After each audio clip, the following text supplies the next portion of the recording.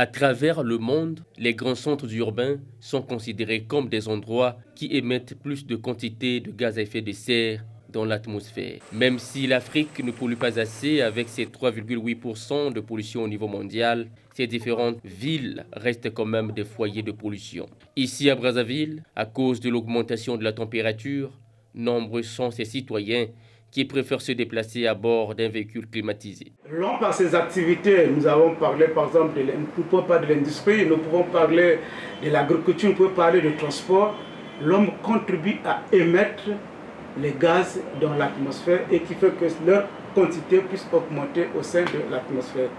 Plus la voiture vieillit, plus elle va émettre beaucoup de gaz à effet de serre. Donc voyez-vous que ces voitures qui ne sont plus acceptées en Europe, mais sont acceptées au niveau de l'Afrique, voyez-vous, l'Afrique à son tour va contribuer à émettre les gaz à effet de serre à partir d'un secteur précis, les transports. Donc pour nous, c'est un danger que nous sommes en train d'entretenir dans notre pays et en Afrique d'une façon générale. À l'université Marien Ngouabi, les questions liées au changement climatique attirent l'attention des étudiants de géographie. Le climatologue Martin Maswangui profite de son cours pour passer son message. Vous avez vu avec les étudiants de Master 2, c'est les amener vers les thèmes qui posent sur le changement climatique.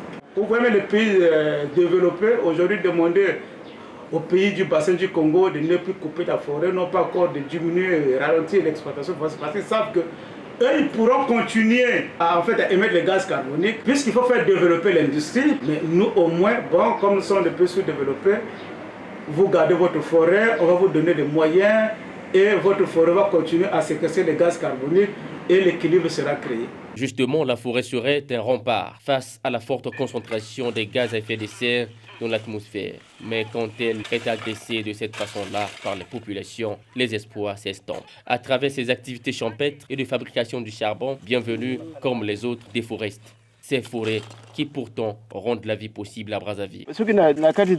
Si je ne coupe pas la forêt, où vais-je faire mes champs? Avec quoi je vais fabriquer du charbon qui me permettra de payer les frais scolaires de mes enfants? Grâce à ces champs, j'ai un peu de sakasaka.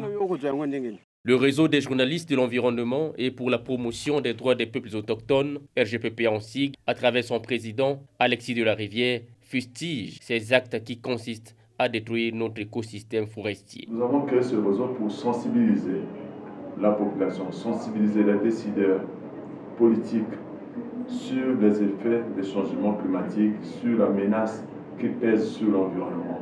Si l'on ne prend garde, nous serons tous victimes. Pour pousser les populations à adopter un comportement écolo-responsable, la sensibilisation serait le moyen sûr pour décourager les auteurs de ces actions nocives vis-à-vis de l'environnement.